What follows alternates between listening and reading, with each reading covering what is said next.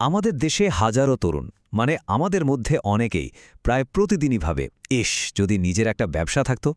এই স্বপ্নটা কিন্তু আমাদের প্রায় সবারই, কিন্তু স্বপ্ন দেখার ঠিক পর মুহূর্তেই যে জিনিসটা আমাদের পথ আগলে দাঁড়ায় সেটা হলো ভয়।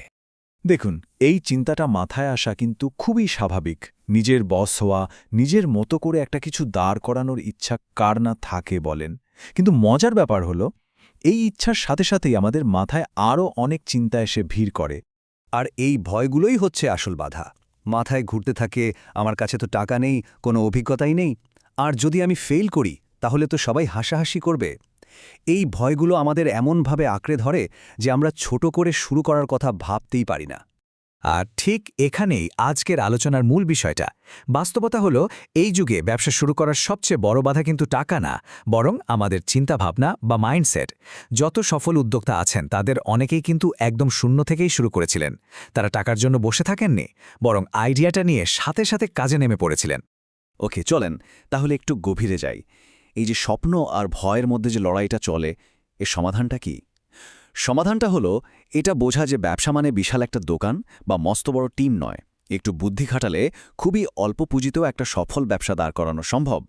বিশ্বাস করুন বা নাই করুন, মাত্র ৫ থেকে ১০,০০০ টাকা দিয়েও এমন ব্যবসা শুরু করা সম্ভব, যা আপনাকে ধীরে ধীরে আর্থিকভাবে স্বাধীনতা দিতে পারে। কিভাবে? আচ্ছা, চলেন কয়েকটি বাস্তবসম্মত আইডিয়া আর কিছু সত্যিকারের উদাহরণ দেখে নিই। তো প্রথমেই আমরা কথা বলবো এমন কিছু ব্যবসা নিয়ে যেখানে আপনি কোনো একটা পণ্য বিক্রি করবেন, আর এর জন্য আপনার কোনো বিশাল কারখানার দরকার নেই। শুরুটা হতে পারে আপনার নিজের বাসা থেকেই। দেখুন, বাংলাদেশে খাবারের চাহিদা কিন্তু কখনো শেষ হবে না। তাই হোম কিচেন থেকে স্বাস্থ্যকর খাবার বানিয়ে বিভিন্ন অফিসে লাঞ্চ ডেলিভারি দেওয়াটা একটা দারুণ আইডিয়া হতে পারে। আবার ধরুন, গ্রাম থেকে খাঁটি জিনিস যেমন দেশি মুরগির ডিম, খাঁটি সরিষার তেল, মধু বা মৌসুমি ফল এগুলো এনে শহরে বিক্রি করাও এখন খুবই লাভজনক একটা ব্যাপার। মানুষ এখন অনেক স্বাস্থ্য সচেতন, তারা কিন্তু ভালো জিনিসের জন্য টাকা খরচ করতে একদমই দ্বিধা করে না। আর এর একটা অসাধারণ উদাহরণ হলো ঢাকার রিমা আক্তারের গল্প। তিনি মাত্র ৫,০০০ টাকা দিয়ে নিজের রান্নাঘর থেকে খাবার বানিয়ে অফিসে ডেলিভারি দেওয়া শুরু করেছিলেন। ভাবেন তো, শুরুতে দিনে অর্ডার আসতো মাত্র ৩টা, আর এখন প্রতিদিন ৫০টারও বেশি অর্ডার আসে। তা সেই ছোট্ট রান্নাঘর থেকেই এখন মাসে ১,০০,০০০ টাকার উপরে বিক্রি হচ্ছে। এটা আসলে একটা অনুপ্রেরণা। আমাদের পরের আইডিয়াটা আরও ইন্টারেস্টিং। এটা হলো রিসেলিং ব্যবসা। এর মানে হলো আপনার নিজের কোনো পণ্য বানানোর দরকারই নেই। আপনি অন্য কারো পণ্য অনলাইনে বিক্রি করে কমিশন নেবেন। কোনো প্রোডাক্ট স্টক করারও ঝামেলা নেই। আপনি শুধু ফেসবুক বা দারাজের মতো প্ল্যাটফর্মে মার্কেটিং করবেন, আর পণ্যটা কাস্টমারের কাছে পৌঁছে দেবে অন্য কেউ। এই ধারণাটাকেই বাস্তবে রূপ দিয়েছেন চট্টগ্রামের আরিফ। তার জার্নিটা একবার দেখুন। মাত্র ৭,০০০ টাকা দিয়ে তিনি মেয়েদের ব্যাগ রিসেলিং করা শুরু করেন। প্রথম দিকে হয়তো প্রতিটা ব্যাগে লাভ হতো মাত্র ১৫০ টাকা, কিন্তু তিনি হাল ছাড়েননি। আর মাত্র ৬ মাসের মধ্যেই তিনি নিজের একটা ব্র্যান্ড তৈরি করে ফেলেন। আসল কথাটা হলো ধৈর্য ধরে লেগে থাকা। আচ্ছা, প্রোডাক্ট বেসড ব্যবসার কথা তো হলো। এবার চলেন এমন কিছু ব্যবসার দিকে তাকাই যেখানে আপনার পণ্য হলো আপনার নিজের কোনো স্কিল বা সার্ভিস।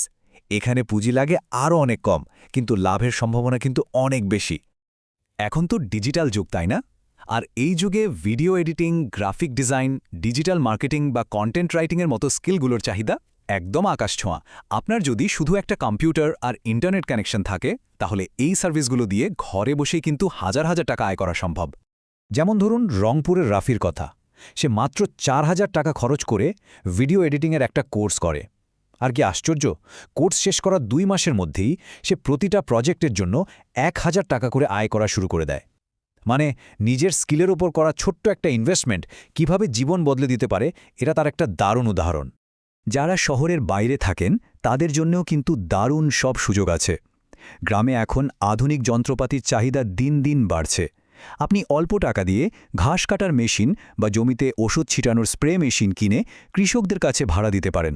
অথবা আপনার বাড়ির বারান্দাতেই একটা ছোট্ট ডিজিটাল সার্ভিস সেন্টার খুলে ফেলতে পারেন, যেখানে মানুষ অনলাইনে চাকরির আবেদন, বিল দেওয়া বা ট্রেনের টিকিট কাটার মতো সেবাগুলো পাবে।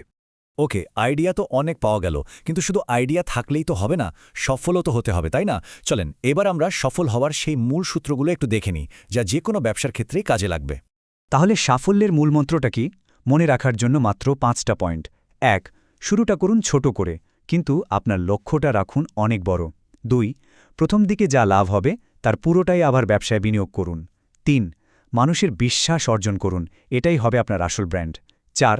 সততা আর পণ্যের কোয়ালিটির সাথে কোনো আপোষ করবেন না। আর 5. ধৈর্য ধরে একভাবে কাজ করে যান।